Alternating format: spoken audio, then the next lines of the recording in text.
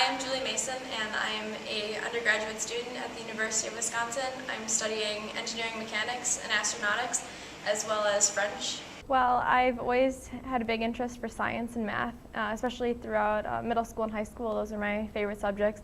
And engineering allows me to put together a lot of the foundations of mathematics and science and to create new things and new technology, and I think that's a really exciting aspect to being in engineering. The project that I worked on this semester for senior design was an emergency relief shelter for disaster victims. These here are air beams for an emergency relief shelter that my team designed. We had a team of 5 people. They can go up to 15 psi, and we got to do all of the calculations to see that if they're fully fixed at the base, they can withstand 60-mile-per-hour winds, which is what we wanted.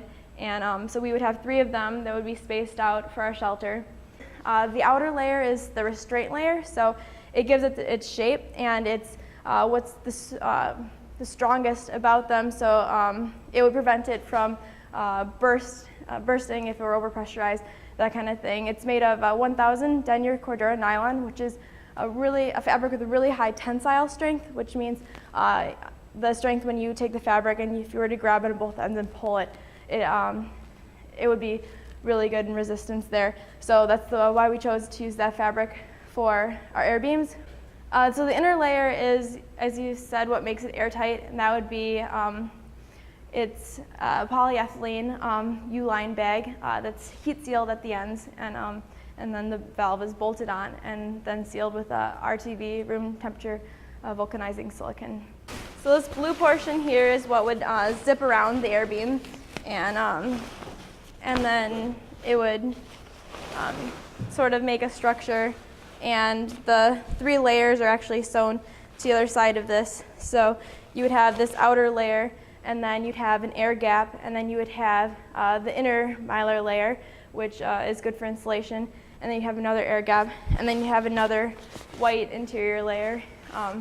And both the mylar and the air gaps provide enough insulation to give us the R value that we'd want.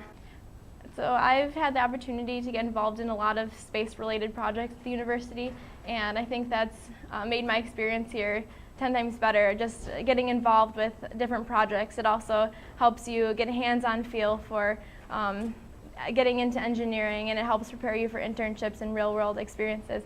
When I think about what I would need to do to become an astronaut, I look at a lot of the math and science courses that I've taken, and that's what I want to contribute to a team. And there's a lot of different things that an astronaut could contribute to a team, and you kind of have to ask yourself, what role do you want to play?